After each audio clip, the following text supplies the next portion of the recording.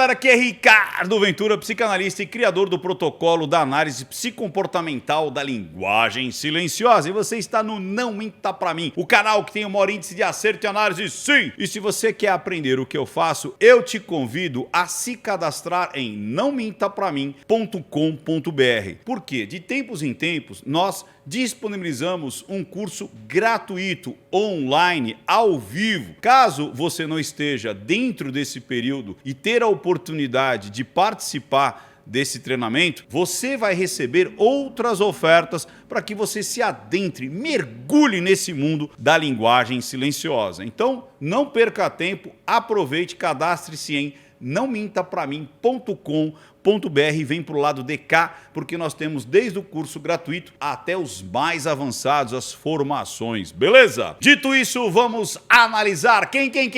Esse personagem, este assassino. Sim, vamos aqui analisar um assassino que é considerado um dos grandes, um dos maiores, ou quiçá o maior assassino psicopata serial dos Estados Unidos. Eu tenho aqui algumas dúvidas em relação se ele é mais psicopata ou ele tem muito mais transtorno obsessivo compulsivo. Então você vai me acompanhar nessa análise. Antes eu vou fazer um popurrí aqui da história, para você que não sabe de quem estou falando, assim você não cai de paraquedas. Se você for direto para a análise, você vai perder um conteúdo riquíssimo. Tanto é que aqui eu vou contar muitas coisas sobre a vida dele e depois na análise, que vai ser uma análise muito mais de narrativa, comportamental, lógica, e eu acho que até hoje ele deu uma enganadinha ali nos policiais, porque parece que ele tem uma certa vergonha de assumir o que de fato motivava as mortes, motivava esse seu comportamento compulsivo. Então vamos lá, vamos falar sobre Gary Ridgway, o famoso assassino de Green River, ou Rio Verde, ali na região de Seattle, no estado de Washington. Então vamos lá, o que acontece? Toda a história dele, todo o passado dele, a infância, foi levantado a partir de 6 meses que depois que ele foi capturado por conta do DNA em 2001, ele começa os assassinatos dele por volta dos anos 80. Portanto, o primeiro assassinato dele ocorreu antes de 82. Eu não sei ao certo se foi no mesmo ano ou em 81, por conta que muitas vezes os corpos eram descobertos muito tempo depois, até anos depois. Mas a primeira vítima foi identificada em 82. O que eu notei nos primeiros interrogatórios após ele ser detido? O primeiro interrogatório parece que há uma vontade, até porque o FBI, os psicólogos ali forenses, os psiquiatras forenses da época, eles estavam ainda trabalhando e criando protocolos para entender a mente dos assassinos em série. Muitos acreditavam que os psicopatas e os assassinos em série, eles eram criados pelo seu passado, ou seja, eles tinham um trauma muito forte e eles acabavam se tornando essas pessoas más, frias e queriam descontar na sociedade. Lógico, passou-se mais de 40, 50 anos a partir dos primeiros estudos desses psicólogos, desses psiquiatras, e foi percebido que existe aquele que aprendeu a ser ruim, aprendeu a ser mal, ou seja, ele tem uma conduta igual ao psicopata, mas não tem o transtorno de personalidade antissocial, que é uma característica de nascença, é uma característica genética, ou seja, você não se transforma num psicopata, você nasce psicopata,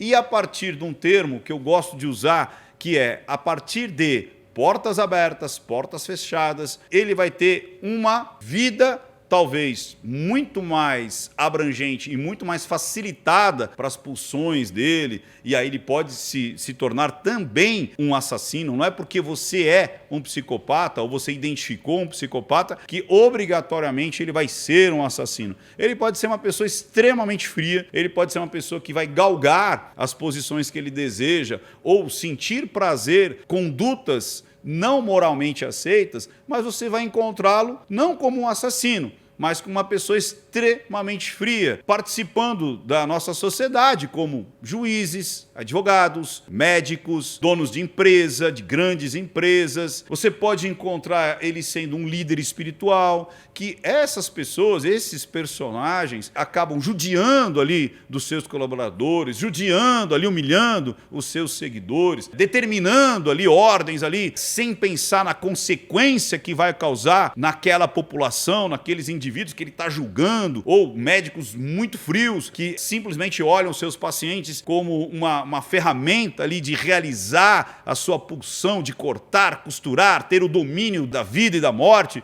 Ricardo, então todos os médicos, todos os juízes, todos os líderes espirituais, todos os CEOs, não! Entenda isso, não são todos, mas você tem vários psicopatas diagnosticados, narcisistas, por exemplo, pessoas com transtorno obsessivo-compulsivo sobre resultado, que vão se adaptar a esse meio. É como eu disse, se o psicopata nasce, de repente, numa facção criminosa, muito mais facilmente ele se tornaria uma pessoa assassina, sanguinária, talvez até um assassino em série. Se ele nasce com muitas condições, ou sei lá, no meio de um monastério budista, talvez o máximo que ele possa fazer é: vocês vão ficar 7 dias jejuando e cantando esse mantra de joelho nesses milhos aqui, Talvez esse seja o máximo que ele consiga fazer. Agora, uma coisa que é interessante, que todos os psicopatas, e eu já vou dar um spoiler aqui para vocês, vamos fazer uma live junto com o Dr. Sadi, o psiquiatra, para que a gente desdobre esse assunto, para que a gente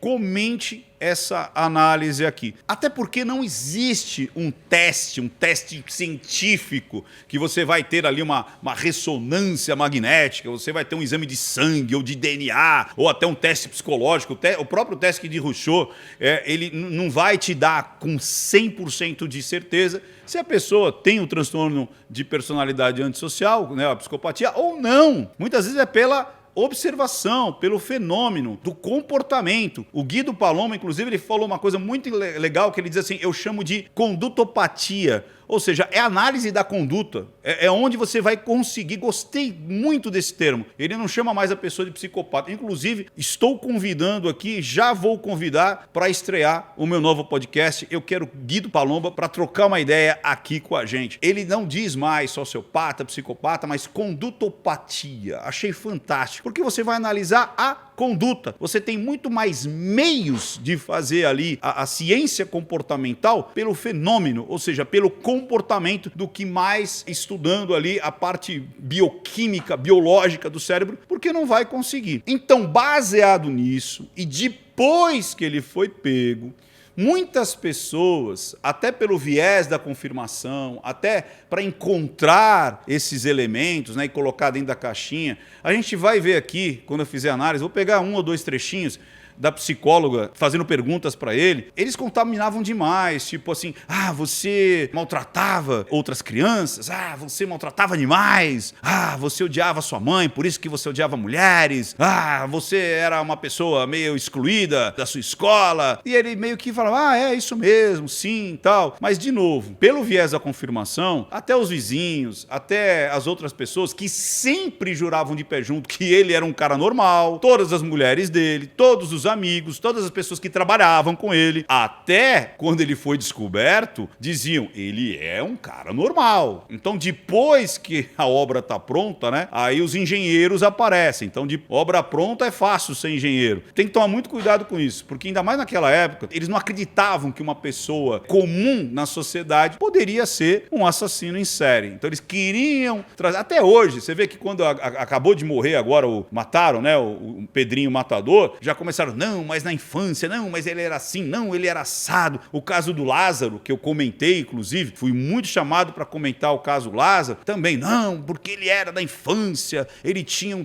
Cara, não é assim. Você tem indícios, você tem o comportamento explícito de crianças psicopatinhas que vão judiar do seu irmãozinho, que vão judiar de outros animais, que vão ser pessoas que não se apetecem quando vê a morte de perto, quando vê a dor dor do outro de perto, quando vê a angústia de algum animal, a dor de algum animal ou de alguém, eles se ficam ali meio que impávidos colossos. Muito diferente, por exemplo, do Gary. O Gary, ele chora várias vezes. Tem um mito, né, que ele só chorou quando um cristão o perdoou. Disse, eu vou te perdoar porque eu sou cristão. Aí ele chora. Não, ele chora direto. Parece que uma das coisas que as pessoas trouxeram é que o Gary era um chorão. Ele era um chorão. Até eu vou mostrar para vocês, acho que 3, 4, 5 vezes, quando ele está ali sendo interrogado, ele lembra de algumas coisas e chora. Ele chora quando uma menina fala da mãe dela. Mãe é essa que foi vítima dele, que ele curtia muito. E aí eu vou explicá-la pela minha ótica da psicanálise,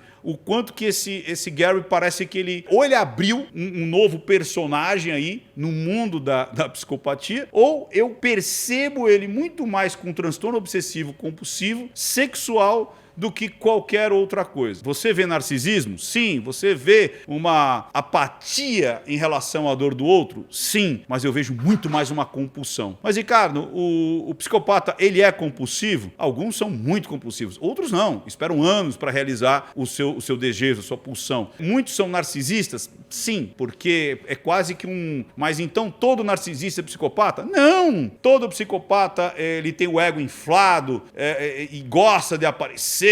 Não, tanto é que esse cara era um cara extremamente corriqueiro, normal, quase abaixo da linha da normalidade de um cidadão americano, trabalhando 30 anos na mesma empresa, ia para a igreja, pregava, esse é um ponto interessante que nós vamos pegar também, foi casado 3 vezes, nenhuma das mulheres imaginou, Ricardo, mas será que ele não poderia então criar todo esse cenário para que ele pudesse cometer os seus crimes com maior tranquilidade? Eu não acredito. Eu acredito muito mais que ele era um cidadão comum, como todos os psicopatas são, que por conjunção e por portas abertas e portas fechadas, ele teve um álibi perfeito, mas eu não acredito que foi pensado, porque se fosse pensado, ele manteria muito mais as mulheres primeiras, mas tem um ponto que as 2 primeiras comentaram, que era o apetite sexual dele e a variação sexual. E aí mais um pontinho dentro daquilo que eu estou desconfiado que seja o diagnóstico do Gary. Então, dito isso, eu fiz esse popurrí, onde... fatos interessantes antes da gente começar. Como ele pegava as meninas sempre na Rota 99, Pacific Salt, pertíssimo de onde ele morava, onde tinham muitas prostitutas, e ele desovava os corpos das meninas ali no Green River, ou seja, por isso que foi chamado de... os primeiros corpos, né, a maioria deles, foi desovado no Rio, depois, por conta que tinha muito policial lá, ele começou a enterrar em outros lugares, às vezes ele andava 22 quilômetros, 40 quilômetros para desovar os corpos. Por conta disso, como algumas pessoas testemunharam, olha, a menina pegou naquele dia um cliente que tinha uma caminhonete Ford. Olha, a gente viu que um cara que tinha uma caminhonete Ford foi pego brigando ali com uma prostituta. Olha que doideira. Ele foi pego 2, 3 vezes, acho que em 82 ele foi fichado por facilitar ali a prostituição, aí depois uma policial fantasiada ali, fazendo às vezes de prostituta, também pegou ele foi fichado. Teve uma prostituta que indiciou por agressão, aí ele foi lá e falou, cara, não tenho nada a ver com isso, passou pelo polígrafo, nada deu.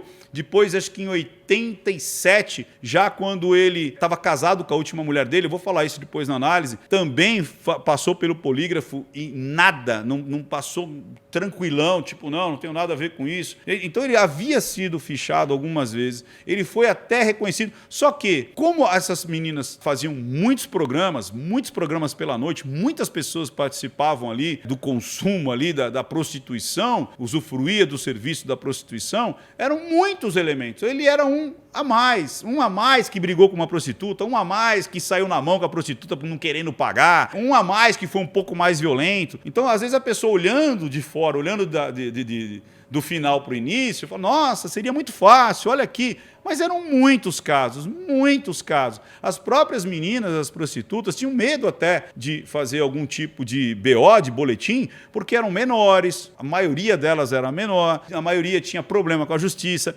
muitas estavam fugindo de casa, muitas tinham filhos e largaram os filhos. Então era todo um problemaço que não era tão fácil. Mas o interessante é que ele sempre estava ali cutucando ali com a justiça cutucando ele, mas era um no meio de centenas, de milhares, inclusive, de pessoas que utilizavam-se do serviço ali de prostituição. E mais ainda, agora um ponto que foi muito importante, que em 87, mesmo de 87 não, desde 82 era colhido material genético. Então ele tinha lá o esperma dentro das meninas, de várias meninas, acho que tinha umas 4 meninas, né? Ele foi indiciado por 49 mortes, mas ele se lembra de pelo menos umas 70, tem algumas que ele nem se lembra, então calculam pelas meninas que sumiram ali na época, que foram mais de 80 mulheres que ele fez sexo. Algumas ele fez sexo, depois ele matou, outras ele estuprou, ele fez necrofilia, ele tinha uma sequência mais ou menos ali de meninas que ele estuprava, depois ele voltava, aquelas que ele gostava mais, olha que macabro, ele voltava para fazer necrofilia. Por isso que eu vejo ele muito mais um compulsivo, sem freio sexual, do que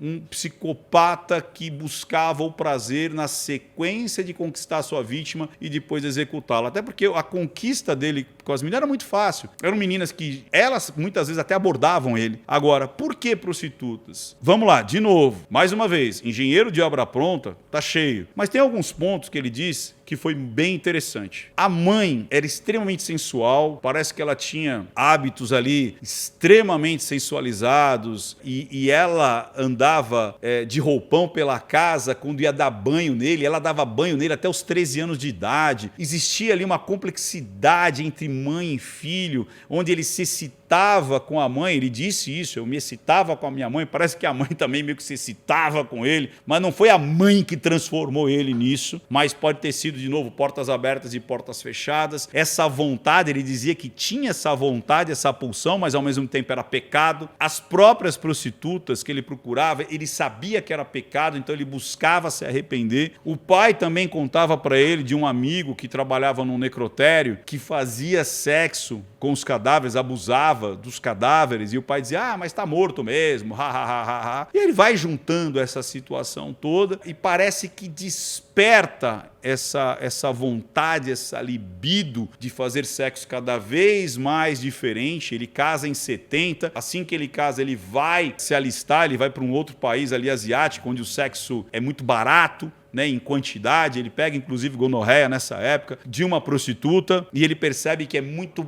fácil você ter sexos diferentes, né? Todo mundo sabe que o leste ali asiático você paga por qualquer coisa, por qualquer bizarrice, com meninas super jovens que se sujeitam a fazer qualquer coisa por dinheiro. E ele vai tendo essas portas abertas e portas fechadas, e quando ele volta, parece que ele quer continuar com esse tipo de comportamento. Tanto é que quando ele está casado, ele não mata ninguém. Então ele fica casado, acho que 2 anos com a primeira mulher, a mulher disse que ele era meio esquisito ali no sexo, aí depois, isso de 70 a 72 por aí, em 73 ele casa, fica acho que 7 anos casado, ou seja, ele fica casado acho que até 81 por ali, e aí quando ele se separa dessa segunda mulher, que também reclama do apetite sexual dele, ele começa a matar. Então parece que ele está muito mais envolvido numa compulsão sexual, e uma das meninas últimas, que ele chora muito por ter matado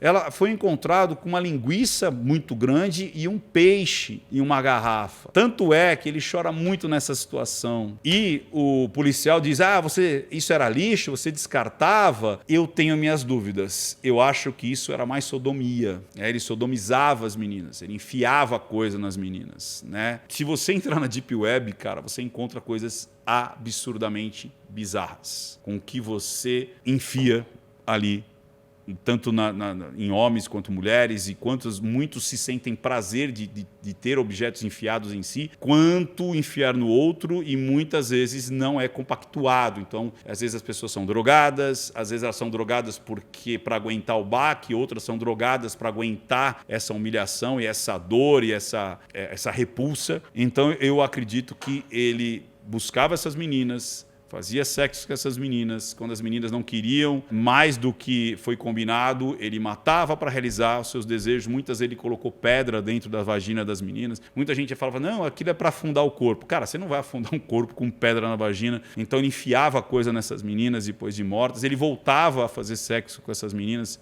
algumas vezes. E você percebe que a cadência dele era praticamente uma a cada 15 dias, cara. E depois ele ainda voltava. Então praticamente era tipo 1 a 2 vezes por semana. É muito o ímpeto do transtorno obsessivo compulsivo sexual, de você buscar esse prazer constante e num prazo de excitação. Tanto é que quando ele casa em 85, por aí, ele para de matar. E aí ele volta a matar num ritmo mais tranquilo. Muito provavelmente, primeiro porque ele fica mais velho, né? A testosterona baixa, a mulher satisfazia ele, a mulher estava, né, com ele ali e tal. Então, e cara, um psicopata não faz esse cálculo. Você entendeu? Tipo, eu vou parar de matar porque eu tô casado.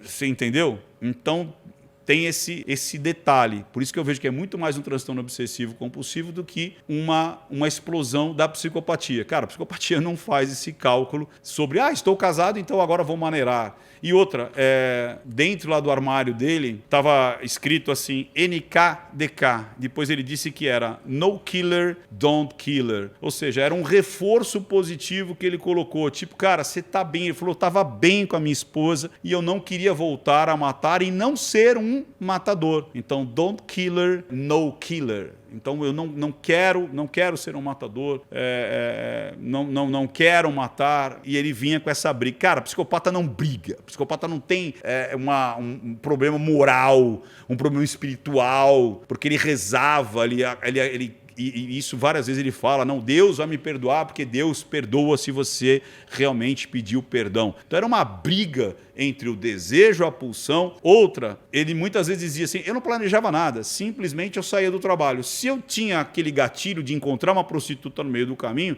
muitas das vezes eu tinha que realizar esse desejo e depois acabava matando. Eu acho que ele se adapta a dizer, o meu grande objetivo era matar, para conseguir a não punição da pena de morte. Então, tipo, eu sou um doente mental, eu precisava matar, estou confessando. E ele fez um acordo, até hoje ele está vivo, ele fez um acordo para ele se manter vivo e sair da pena de morte e pegar a prisão perpétua. Mas é engraçado não, né? Interessante que quando ele relata o motivo, eu vou pegar aqui, tem 2 trechinhos, que ele fala, cara, eu queria fazer sexo e depois matar. Por quê? Talvez aquela crença, aquela regra que o pai já tinha dito, são mundanas, não são pessoas, é a escória da sociedade, trazem doenças, né? Ou então para ficar mais fácil mesmo, para não pagar e depois ficar, a compulsão ficar mais interessante e mais barata. Por quê? Porque ele voltaria para fazer sexo com essas meninas depois de mortas. Então, essa é a cabeça do cara que tem lá o pezinho na psicopatia, mas tem o transtorno obsessivo compulsivo latente. O que fica mais fácil para mim? Eu mato, ponho ali, depois eu volto, né? Me masturbo, vou lá, faço ali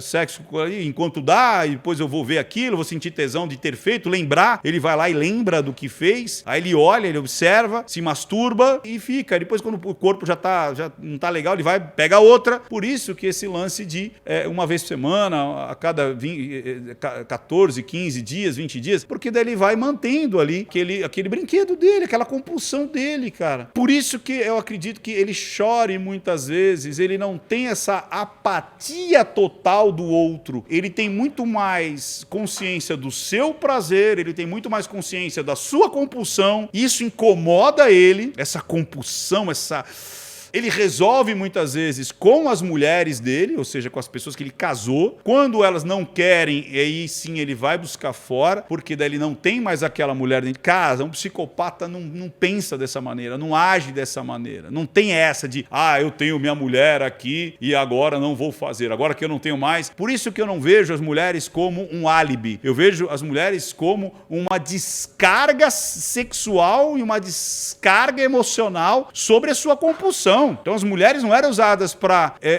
fazer um fingimento da família feliz. As mulheres eram usadas para aliviar a sua compulsão sexual. Então depois eu vou, nas considerações finais, eu vou falar bastante sobre isso, que eu acho que isso vai alertar você que está nessa, você menino, você menina, você homem, você mulher, está nesse ciclo vicioso de sexo, masturbação, pornografia, sem fim. Não que você vai virar um matador, porque se você só viraria um matador se você tivesse tendências de psicopatia, se você tiver tendências de narcisismo, se você tiver, no mínimo, portas abertas e fechadas para ter o transtorno obsessivo compulsivo, você pode estar transformando a sua vida, o objetivo da sua vida, em prazer sexual. Pornográfico, que pode ser à distância, ou real, e você só acorda e vai dormir pensando nisso. Então, se você se identificou, fique até o final, porque eu vou dar algumas dicas para você. Beleza? Se você percebeu que você está fazendo o calendário da tua vida, do seu dia, da tua semana, em prol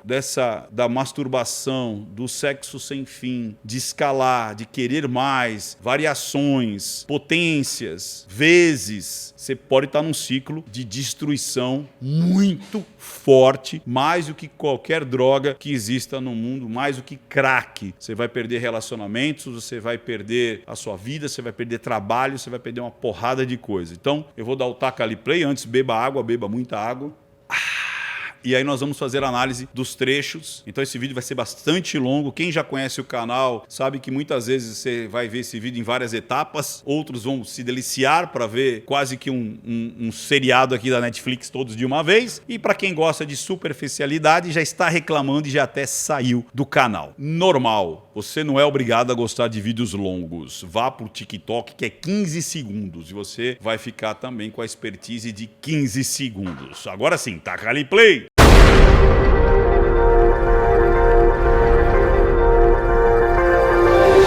Chegando aqui, pessoal, lembre-se, se você quer continuar recebendo esse tipo de material, é muito importante você seguir os 4 passos. Faça isso agora. Se você não quer perder nada desse canal, primeiro, perceba se você está inscrito no canal. Por falta de atividade e interação, o YouTube tira a tua inscrição. Então, perceba se você está inscrito, inscreva-se agora. Para tudo, vai lá, inscreva-se. Depois, habilite as notificações. O que é isso, Ricardo? Apertar o sininho. Antes, isso funcionava para você receber as notificações. Depois de 1,3 milhões de pessoas seguindo, o YouTube não manda para todo mundo, mas é necessário você fazer a indicação aí do sininho, apertar o sininho. Mas o que eu faço para que o YouTube me torne prioridade? Dê like nesse vídeo, todos que você assistir, faça isso agora e comente alguma coisa, nem que seja, estou aqui o YouTube, ou se você se identificou, você identificou, ou se você tem alguma curiosidade para que nós possamos falar depois lá na live que vai acontecer com o Sadi. Faça a sua pergunta aqui, a gente leva depois lá para o Instagram, é lá que vai acontecer ao vivo com a tua interação e depois a gente edita e coloca aqui no YouTube. Beleza? Dito isso, agora sim, beba água e taca ali play! Então, pessoal, aqui eu vou pegar um trechinho bem pequeno das primeiras entrevistas que ele deu após ser capturado. Foram 6 meses ele dando entrevistas, interrogatórios para a polícia. Então, são todos policiais ou psicólogos, psiquiatras. Até o Ted Bundy, antes dele ser capturado, lá por volta dos... Porque ele foi capturado em 2001. Pararam com as investigações em 1990, por volta de 85, até o Ted Bundy foi lá tentar ajudar, tipo,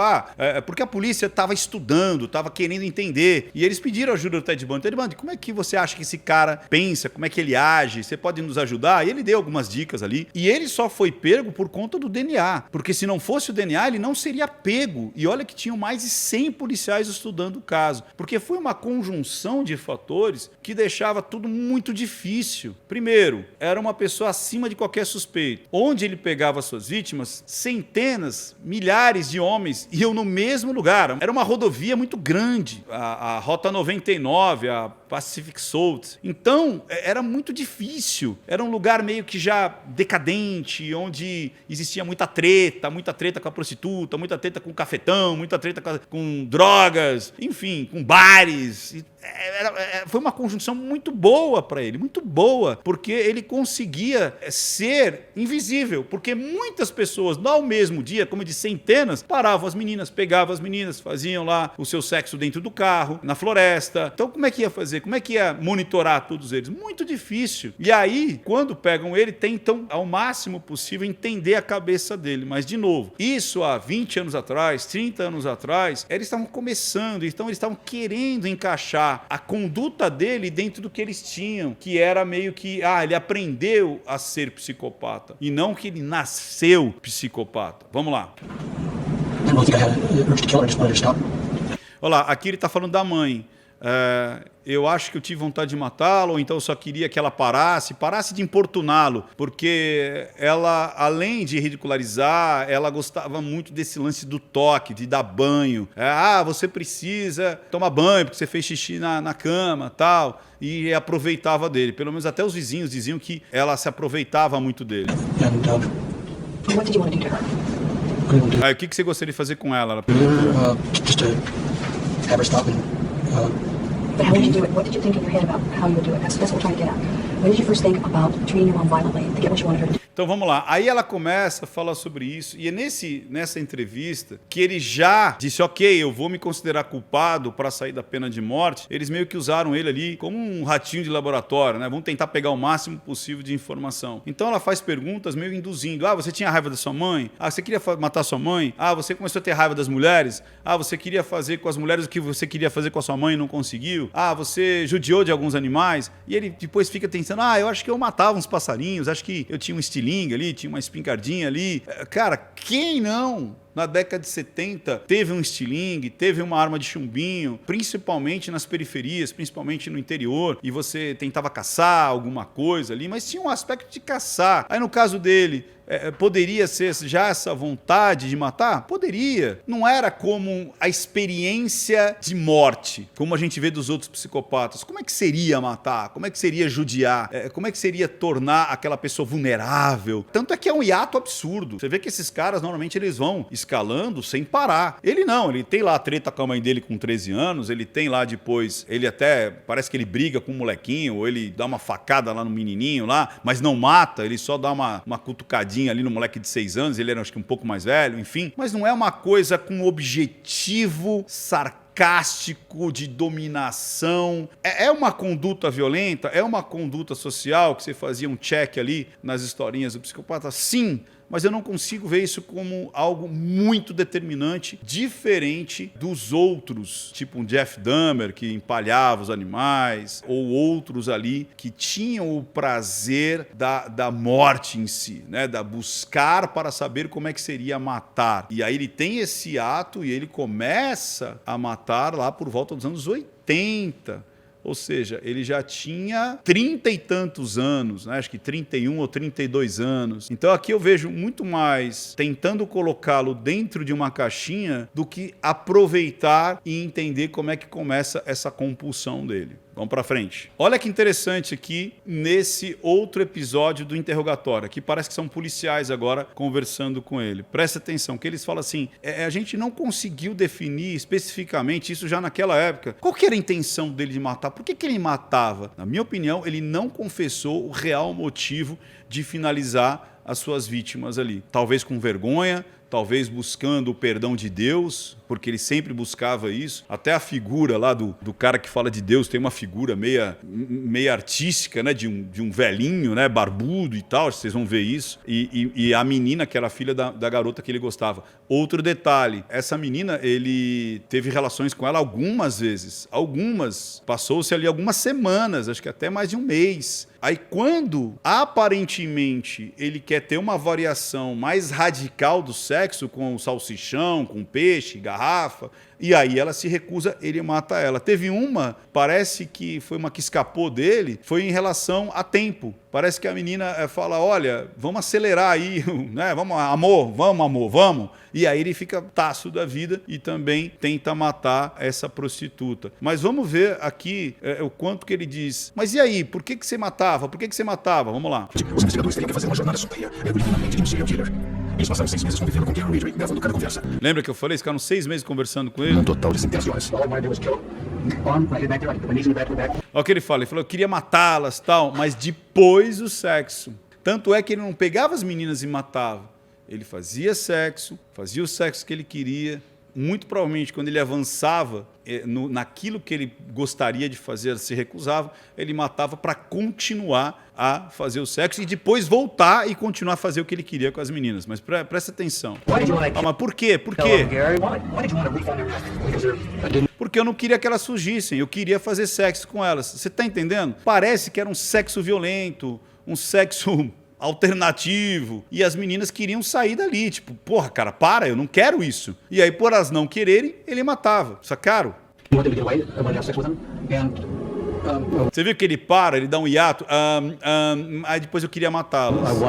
Então olha que interessante, são 6 meses, todos os dias, interrogatório, muitas coisas, as perguntas eram direcionadas, eram contaminadas para que ele respondesse aquilo que os pesquisadores, os policiais estavam querendo para encaixar dentro da teoria deles. Mas tinha hora que dava uma confusão ali no cara e ele respondia, não, eu queria sexo. Quer ver? Dá uma olhada. No fim, os detetives conseguiram respostas satisfatórias para todas as perguntas. Beba água. Menos uma. Menos uma. Qual? Why did you kill Lisa? Por que você matava? That's the really dark question. People ask because they were really how did he do it? Because they were prostitutes and I killed them. Porque eram prostitutas. Because I wanted to kill them. Ele nunca nos deu Eu queria matá-las. Aí até esse rapaz aqui, que acho que é um policial, falou assim, ó, ele nunca nos deu um motivo real. uma resposta clara sobre por que, num determinado momento, ele decidiu começar a matar. Vocês entenderam? Ou seja, ele consumia aquele tipo de sexo, começou lá atrás. Quando ele vai servir na marinha, vai para o leste asiático ali, aí ele, como eu disse, aqueles portos ali onde existiam, até hoje, né? Existem sexo de tudo quanto é jeito, de qualquer idade, para se fazer qualquer coisa, com droga, sem droga, com sodomia, enfim. A partir dali ele vai escalando, começa com as mulheres em casa, daqui a pouco elas não aceitam, daqui a pouco eles vão com as prostitutas, ele já não liga mesmo com as prostitutas, ele vai escalando e, obviamente, aquele estilo de sexo que ele tinha, e ele não fala, cara, ele não revela. Você vê que tá assim meio que pensado, meio que jogado dentro da história dele. Quando eu vi aquele salsichão, aquele peixe e a garrafa, eu falei, só que o policial já pergunta, elas eram lixo como o salsichão, como peixe? E aí eu falei, acho que não era bem isso que ele fazia com os peixes, o salsichão e a garrafa. Agora a gente vai pegar e analisar na minha opinião, eu analisei dezenas de materiais do Gary, e esse aqui, acho que é da Discovery, para mim foi o mais completo e rico para análise psicocomportamental. Então agora a gente vai se deter aqui nesse daqui, porque esse aqui é muito bom, tem muitas pistas aqui de como funcionava a cabeça do Gary. E tem muitos trechos, como eu disse, que ele se emociona por si, se emociona muitas vezes pelo outro, quando ele fala da garota que ele gostava, tal, mas tem todo um viés que ele se coloca em primeiro plano, então ele chora muito mais por si, pela perda que ele teve, pelas coisas que ele deixou de fazer, do que empatia. Eu vejo um pezinho na psicopatia? Sim, eu vejo, mas eu vejo um pezão no transtorno obsessivo compulsivo. Tanto é que um psicopata não para porque está casado ou porque a polícia está atrás dele. Pelo contrário, enquanto a polícia estava atrás dele, ele estava ali, ó. Agora, quando ele teve sexo em casa, todas as 3 vezes que ele teve sexo em casa, a coisa estava mais tranquila. No que ele começa a não ter sexo, ou começa a ficar mais enjoativo, ou as mulheres não aceitam, aí ele vai buscar as prostitutas, e essa escalada de busca vai aumentando até que chega na morte, que é o que a gente sempre fala. Vai aumentando, vai aumentando, vai aumentando. Portas abertas e portas fechadas é um pulinho para você aproveitar aquilo e fazer o que é necessário para que a próxima etapa, ou a próxima vítima, ou o seu dia a dia, o dia seguinte, se torne mais leve, mais tranquilo para você, porque fica muito mais tranquilo você desovar um corpo do que, de repente, uma menina falar para outra, fazer uma reclamação, ir para a polícia, e ali fica perfeito. Vou lá, faço o que eu quero, mato, acabou, tem outras tantas lá, vão para cima, ninguém quase reclama, quando reclama também não conseguem, porque não tem DNA, enfim, são prostitutas, se relacionaram com centenas e centenas de homens em uma semana, então o negócio fica muito mais fácil para ele. Vamos lá. A minha mãe e meu pai começaram sobre me colocar na porcaria de uma escola. Você está chorando lembrando disso? Por que está chorando? Porque eu não queria ir.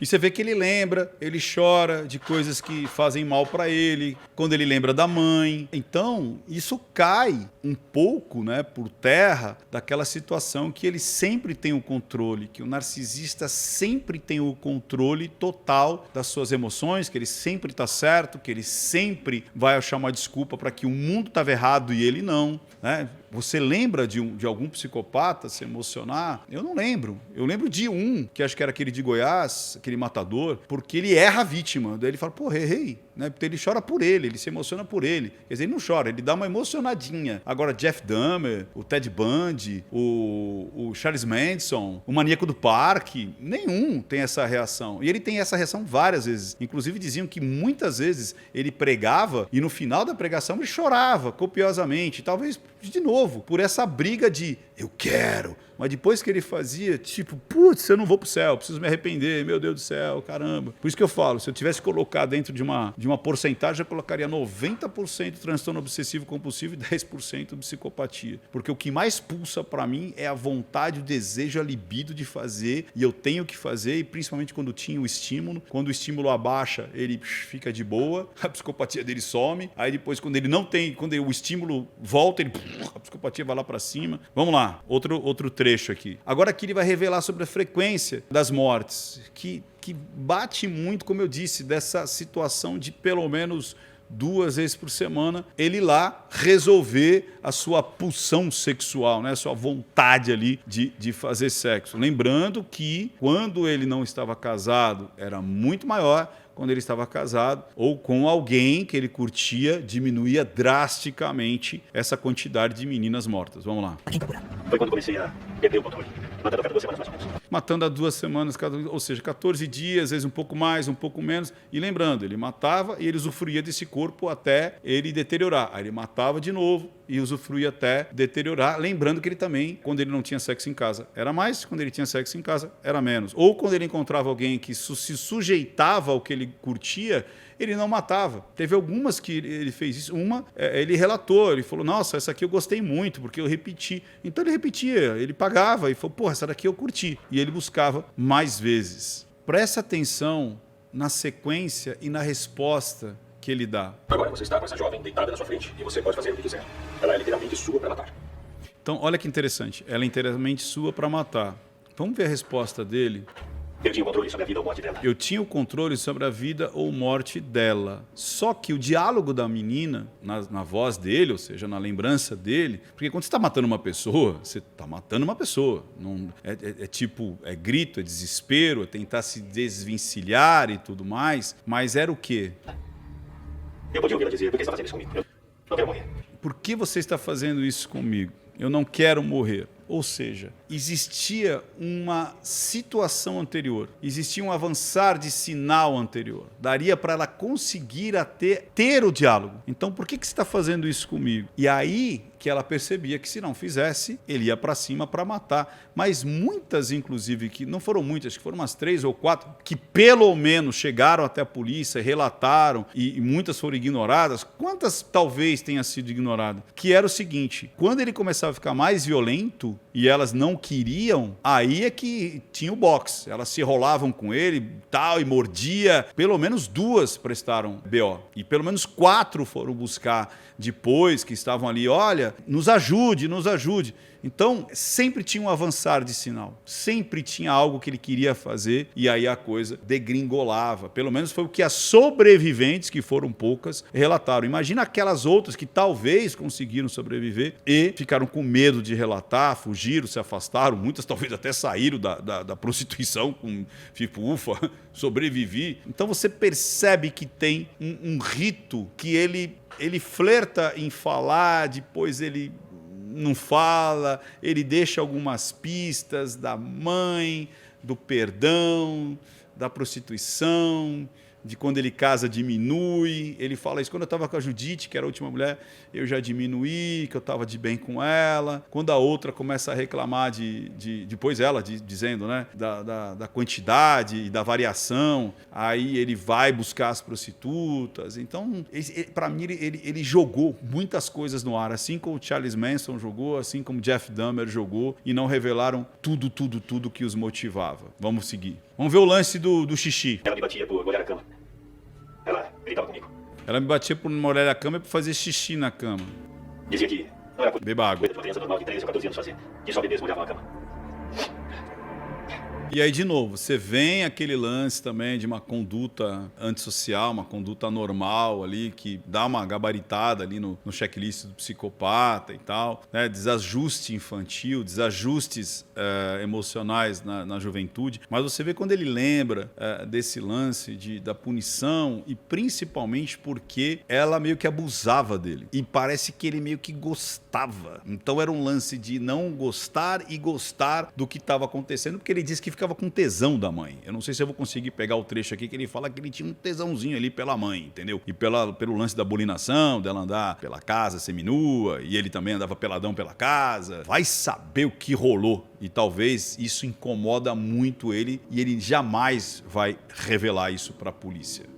O Gary falou sobre o seu problema persistente de molhar a cama, mesmo quando era adolescente, e como era a resposta da sua mãe a isso. Segundo ele, fez parte da formação dele, influenciou na maneira como se desenvolveu. Por isso que eu falo, né? A psicopatia não se influencia. A psicopatia você nasce. Por isso que eu vejo muito mais uma mistura muito maior de realmente uma influência comportamental, sexual, pulsão, libido, resolver com esse pezinho, essa liberdade que o psicopata tem, que o narcisista tem. Aí juntando todos os ingredientes, acaba virando um assassino em série, que é muito raro. É muito raro. Lembrando, não é todo psicopata, não é todo narcisista, nem é toda pessoa que tem toque, principalmente o toque de compulsão, né, por pornografia ou por sexo, seja lá o que for, vai virar um assassino. Não é isso. Mas existem portas e janelas abertas aí para que isso possa acontecer com maestria, que é o que aconteceu com ele, né? Uma pitada ali de psicopatia, mais uma pitada de narcisismo e uma pitada gigante de transtorno obsessivo compulsivo, deu o que deu. Eu passeava do quarto para o banheiro. Ouviram? Eu passeava do quarto banheiro, Às vezes não. muitas vezes nu. A mãe também ficava muitas vezes nua. Vai saber o que aconteceu nessa casa e um meio com libido pelo outro aí. Ela esfregava ele todo com uma toalhinha, é o que eu via. Ela lavava o corpo inteirinho dele. É engraçado que essa tia, ela não quer falar que ela pegava. Entendeu? Tudinho. Tudinho. Ela tinha que me lavar e lavar os meus testículos e lavar meu pênis. Você entendeu? Ela manipulava o cara, vem aqui, vamos lavar aqui, vamos lavar. Cara, de repente ele ligou essa situação de a mulher, excitação, a libido, o proibido, o sexo proibido, só que daí eu não posso, ou eu fiz, mas eu quero continuar agora com, você entendeu? Com essa tara, mas eu não posso continuar com a minha mãe, e agora, o que eu faço? E essa coisa, aí foi as prostitutas lá do leste asiático e tal, aí volta, aí, né, prostitutas de rodovia. Cara, portas abertas e portas fechadas com alguém que tem transtorno de personalidade. Vamos lá. Fazia frio e eu tremia. Eu tremia, né? Será que será que ele tremia por causa do frio ou será que ele tremia de excitação? Você tá vendo que ele vai jogando pistas, cara? Ele vai jogando um negocinho aqui, outro ali, mas parece que muita gente não quis ouvir na época. Agora ele vai falar, se eu não me engano, da Márcia, a segunda esposa. Preste atenção em alguns detalhes que ele nos dá. Depois vendemos a casa. Por que ela foi embora? Ela não queria mais o casamento e achava que eu controlava ela. Eu controlava ela. Me dá uns exemplos de como você controlava ela. Eu queria que ela fosse como a minha mãe. Que é bom limpando a casa e acho que eu explodia com ela algumas vezes. E quando você explodia, A mãe era uma mãe dona de casa. Olha as pistas que ele dá. Eu queria que ele fosse como minha mãe. Uma caseira ali que tomava conta da casa. Não, a mãe era super aberta, super... falavam que ela tomava sol ali de biquininho. Ela era muito dada às festas, ao corpo, ao bronze. Você entendeu? E aí depois, olha a outra pista. acontecia. Você batia nela. E fora que a mãe não era submissa a ele, pelo contrário, né? E eu queria que ela fosse como a minha mãe. Aí você batia nela, né? Aí a contaminação, muitas vezes, do policial, né? Eu sufoquei ela, acho que uma vez em West Seattle. Eu sufoquei ela. Bom, eu não quero abrir a mente de algumas pessoas, mas o sexo com sufocamento é mais normal do que vocês imaginam. E sim, pessoas às vezes perdem a consciência e algumas pessoas até morrem por conta disso. Mas é uma prática muito normal para escalar o seu tesão, sexo com sufocamento. E é óbvio, se a outra pessoa não curte, ela vai odiar essa prática. O médico tinha mais ou menos 2 anos. É isso mesmo, então é da segunda, porque o Matt, essa aí é a segunda esposa dele e o menino é o filho dele. Ele teve um filho com ela. E depois eu estrangulei ela em casa. Tá vendo? Eu estrangulei, sufocamento, estrangulamento. Cara, ele deu muitas dicas sobre variações de risco desse sexo quase morte, você entendeu? Sufocamento, estrangulamento para aumentar o tesão. Cara, ele deu muita dica. Para mim, esse cara deu muita dica sobre compulsão sexual, cara. Muito, muito, muito. E numa escala, no nível, assim, muito forte, que era quase que impossível das parceiras dele, primeiro, gostarem, segundo, compactuarem, e terceiro, quando ele vê que era possível matar e repetir isso com outras, cara, o prazer dele vai lá nas alturas, entendeu? Não por matar, mas por realizar essa grande compulsão sexual que, quando encontra uma parceira que aceita ou que ele tem o que ele deseja, ele para de matar. Vamos ver essa parte aqui. Não queria mais você. Não. Ela não queria mais ele, a esposa, né? Não sentia que alguém queria você. Você tá entendendo como o cara induz, né? Então você sentia que alguém não queria você, você era solitário, você era renegado. E na realidade ele gostava dela, né? E ele chora de novo porque ele gostava dela, né? Ele conviveu com ela viveu com ela, teve um filho com ela. Só que ela não aceitava esse muito provavelmente é o que parece, pelo que eu estou analisando em várias fitas, essa compulsão, esse sexo anormal, né? Esse sexo mais violento. E ele chora. Me diga quando foi que você começou a ter fantasia sobre machucar prostitutas?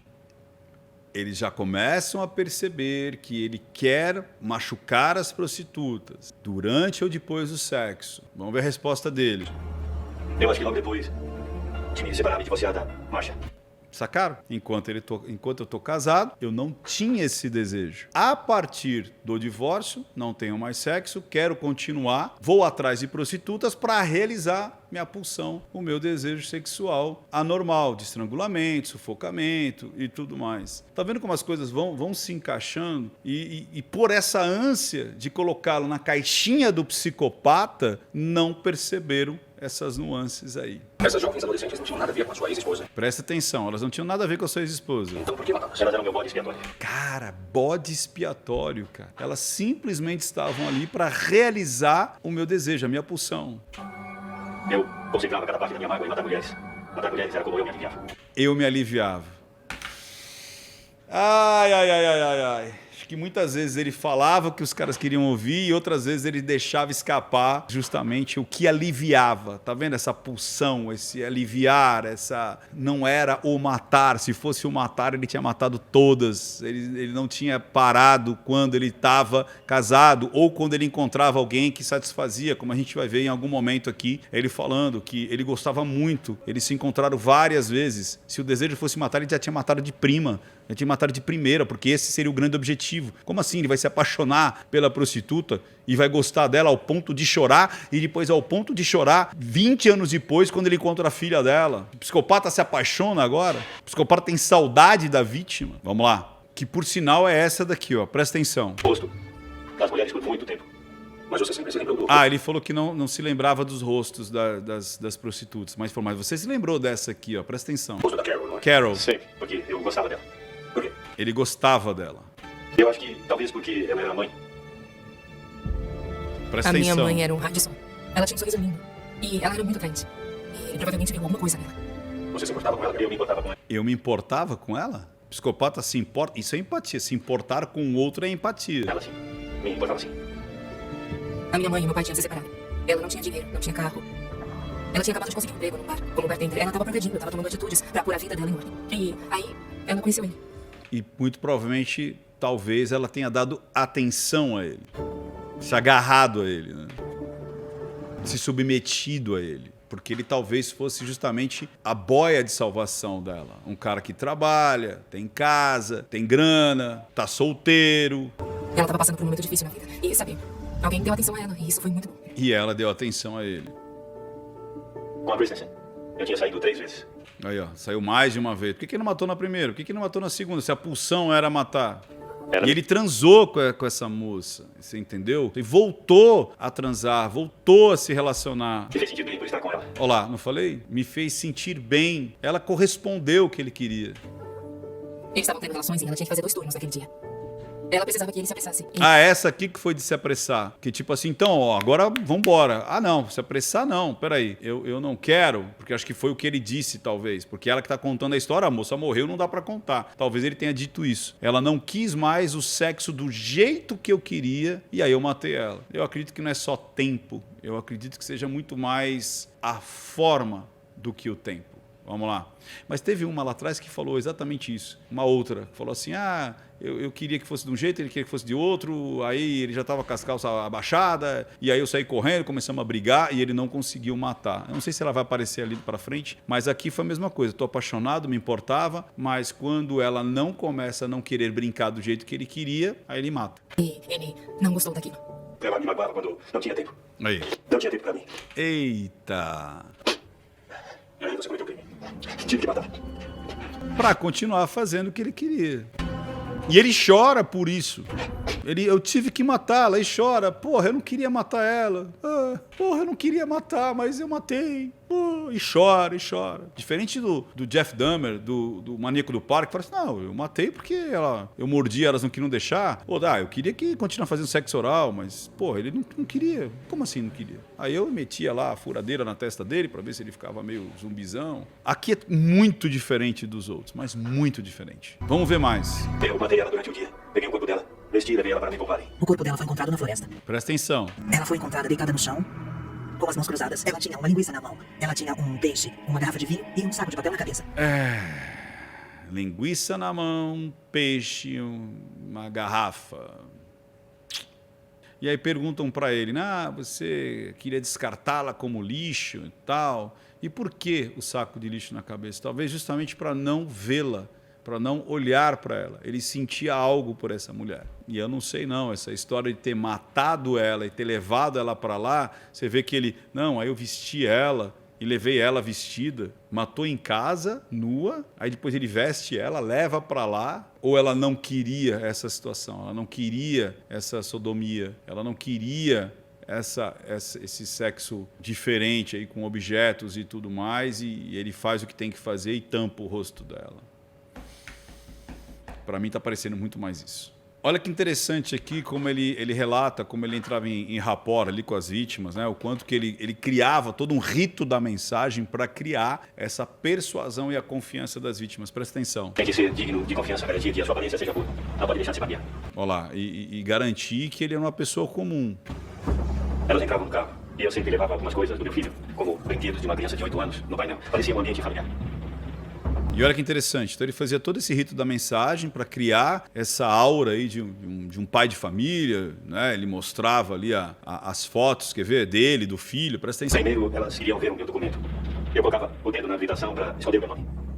Mas do outro lado tinham... Você vê que ele faz a lembrança, ele olha pro visual aqui, ó, lembrado, né, que é o lado esquerdo dele, então ele lembra dessa cena. Fotos. Tinha uma foto do meu filho. De novo, ele lembra da foto do filho. E aí ele começa a chorar, vai para a sinestesia, vai para o diálogo interno. Aqui a gente vê as trajetórias oculares funcionando muito bem. Ó. E elas viam meu filho e sabiam que eu era uma pessoa perfeitamente normal. E aí ele acaba chorando mais uma vez agora por ter usado o filho para cometer crimes. Eu nunca vi um psicopata chorar tanto nas minhas análises. Então, olha aqui que interessante, como eu falei. Em 85, o Gary conhece a Judith. E palavras dele. Olha o que acontece e beba água. A Judith apareceu e eu gostava dela. Ela foi um dos principais motivos de eu ter parado. Como assim? Então o psicopata para de matar porque ele casa. Não vou matar mais, casei, de boa. Uhul, não quero mais. Algum motivo tem. Porque eu amava. Eu amava. Senhoras e senhores. E ele não queria perder aquilo, não queria perder aquele relacionamento. Mas era só para criar. Não, ele não precisava disso. A coisa funcionava em escala industrial ali. Ele não precisava criar esse modelo, esse casamento. Ele gostava dela. E talvez ela gostava das brincadeirinhas diferentes, tal. A Judith e o Gary se conheceram através da Paz e Parceiros, em uma espécie de evento de dança na Rodovia 99. A Rodovia 99 era justamente onde ele pegava as prostitutas. O Gary tinha 36 anos e a Judith 41. Você entendeu? Vai saber também se ela... Acho que ela mesma falou, eu tirei a sorte grande, que bom ter encontrado ele. Vai saber se por conta disso até também, ela sendo um pouco mais velha do que ele, já quarentona, um cara mais novo, será que eu vou ter outra chance? Será que eu me sujeito a alguns melindres, a alguns gostos? Suposição. Mas por que ela foi a única que, talvez a libido dele também não estava tão aflorada quanto lá atrás, a testosterona? E aí ele para de procurar as prostitutas, ou seja, muito provavelmente a frequência, a compulsão continuou. Mas ele encontrou alguém que talvez, supostamente, aceitava talvez um estilo sexual, uma coisa diferente ali e tal. Quando ele começa a enjoar da parceira, aí ele volta a atacar as meninas de novo. Para mim isso aí está muito claro que é libido sexual, é compulsão sexual, justamente potencializado pelo transtorno obsessivo compulsivo. Tá muito claro isso. Depois que alguém mata várias pessoas, se ele tem alguma humanidade, deve começar a ter um pouco de paranoia,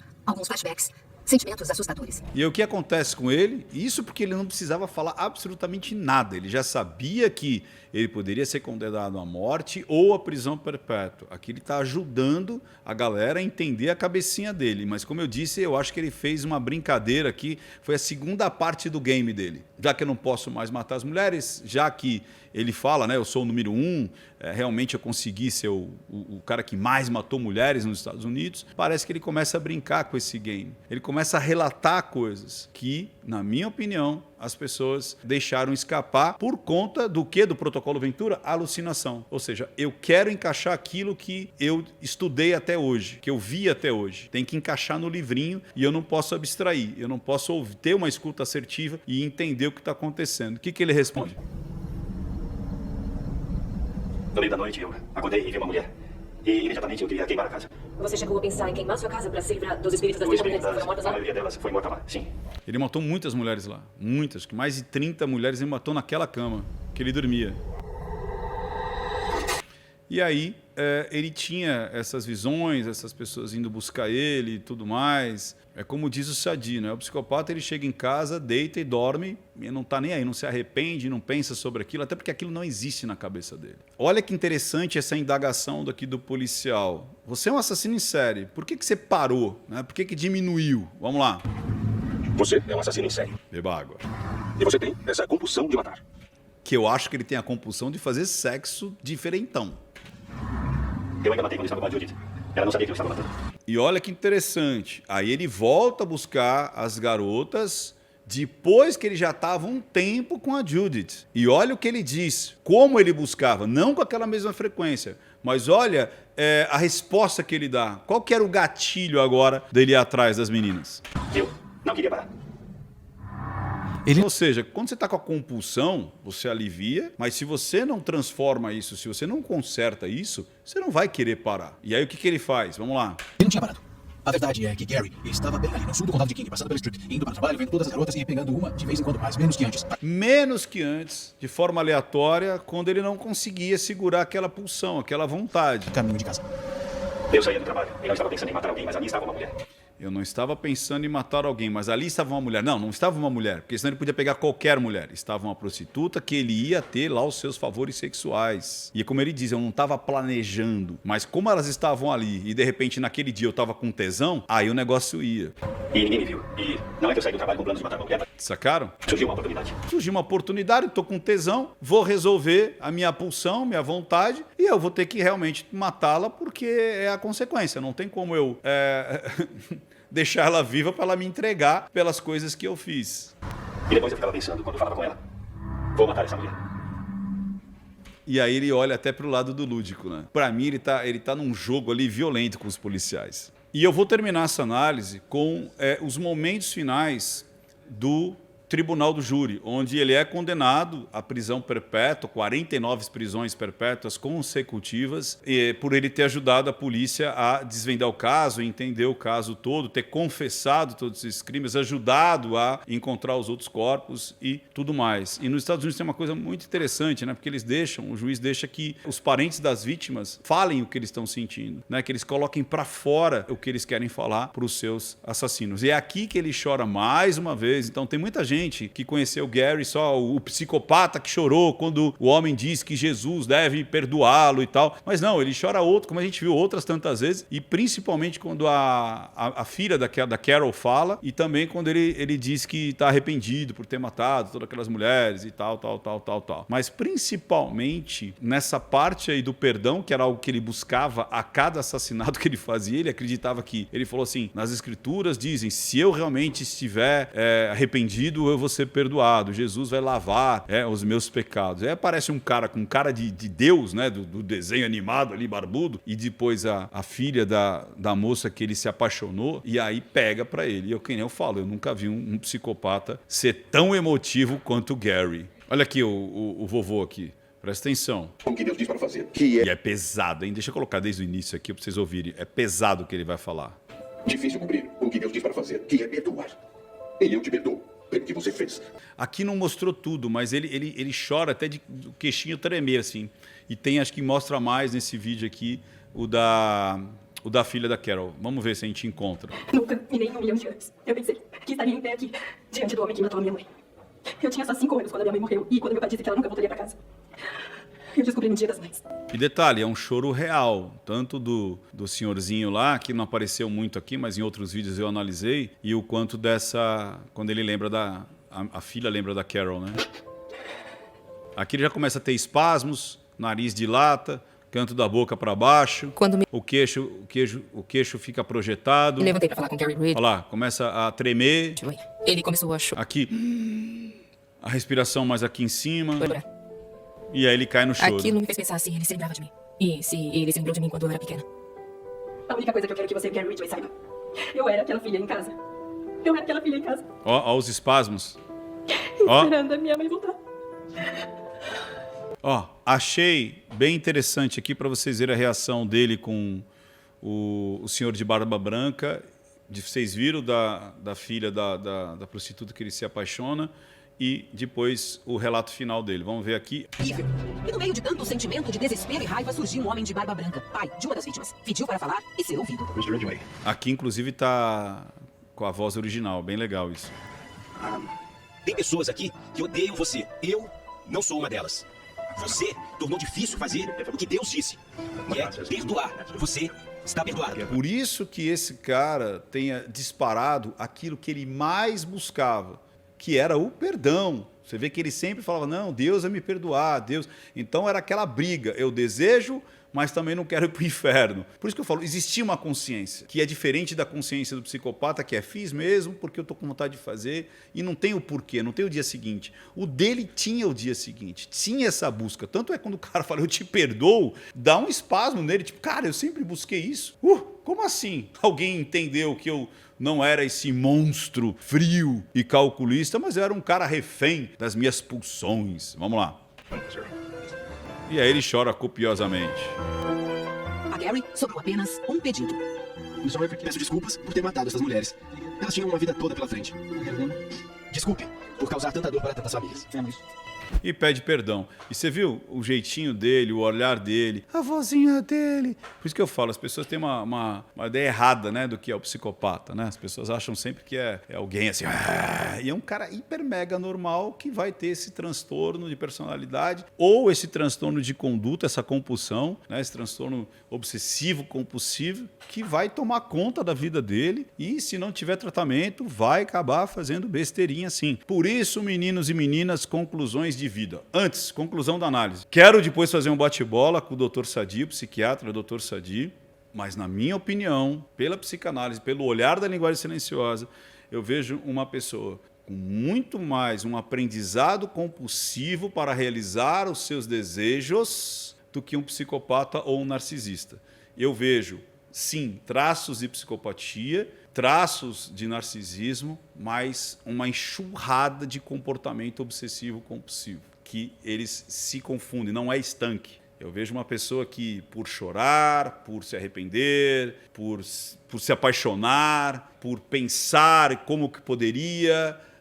Tem hora que ele já não tem mais essa compaixão porque virou uma escala industrial, alguns pontos ele destoa, outros pontos ele recua, ele retrata, ele pensa o porquê, para a compulsão quando o comportamento muda, por isso que eu vejo que é muito mais comportamental do que psíquico. Enquanto casado, enquanto ele está com alguém, enquanto ele consegue realizar a sua parte sexual, a compulsão baixa. Quando ele perde aquilo, a compulsão volta, que é diferente do narcisista, ou pelo menos aquele que é um narcisista mais completo. Agora, conclusões para a vida. Vocês devem ter percebido a quantidade de estímulos sexuais que nós estamos recebendo diariamente. Então, muita gente não percebe, mas está em vários grupos, ou em vários TikTokers, em várias X-vídeos da vida, buscando essa, ou de forma ativa ou de forma passiva. Isso vai dar problemas de libido, isso vai dar problemas para as meninas, frigidez, para os meninos, impotência, ejaculação precoce, alguns inclusive não conseguindo chegar à excitação por conta da quantidade de estímulos que você encontra durante o dia, tanto os meninos quanto as meninas. E o pior ainda, se tornar um transtorno obsessivo compulsivo, você não consegue passar o dia sem consumir pornografia, masturbação, sem consumir essa vertente, e alguns tendo a possibilidade vão realizar e vão aumentar essa realização e vão escalar e vão trazer outras coisas juntos, como variedade, quantidade, droga, e aí começa a pensar em e se eu sufocasse? E se eu sentisse dor? E se eu imprimisse dor? E se eu colocasse a pessoa numa situação onde eu domine não só o sexo, mas o corpo dessa pessoa, e o prazer e a dor e os desejos, e a coisa vai extrapolar? E aí, se você tiver portas abertas e fechadas com traços de psicopatia, pode ser que você vire um assassino. Se não, você simplesmente vai destruir a tua vida e das pessoas à sua volta, porque você vai entrar num ciclo vicioso onde toda a tua vida, todo o teu calendário vai ter que estar adaptado à sua masturbação, ao seu consumo de pornografia, ao seu sexo, à sua busca, à sua variedade, à sua quantidade, e tudo aquilo é grana, é tempo, é energia, vai todinho ele para isso. Se você está com esse problema agora, procure um profissional, procure um psicólogo, procure alguém que tenha, inclusive, com especialidade em sexualidade e em compulsões, e se trate quanto é tempo, para que você troque um único prazer por diversos prazeres, que é viver, trabalhar, produzir, esporte, conquista, grana. Vai se abrir paixões de verdade, amor de verdade. Você vai abrir, você pode até resgatar o seu namoro, o seu casamento por conta disso. Fique esperto, saia desse transtorno obsessivo compulsivo, que é muito mais natural do que vocês imaginam. Não vou falar natural, mas é muito mais corriqueiro do que vocês imaginam. Se vocês gostaram, comente aqui embaixo, digam a sua experiência, compartilhe com quem for necessário e lembre-se, cadastre-se em nãomintapramin.com.br para participar da semana Chega de Mentiras. E se você não conseguiu aproveitar, mesmo assim se cadastre, porque nós vamos avisar dos eventos que acontecem, tanto os gratuitos quanto os pagos, cursos ou mini cursos com valor super pequeno. Então tem desde o gratuito até onde você pode mergulhar aí na linguagem silenciosa e começar a perceber o mundo de uma maneira diferente e mais ampliada, e quiçá você mesmo começa a perceber a sua comunicação, seu padrão de comunicação, e de forma antecipada não cair nessas armadilhas que acontecem no desvio comportamental. E não minta para mim, porque senão eu descubro. Até mais, pessoal. Tchau, tchau, tchau, tchau, tchau, tchau.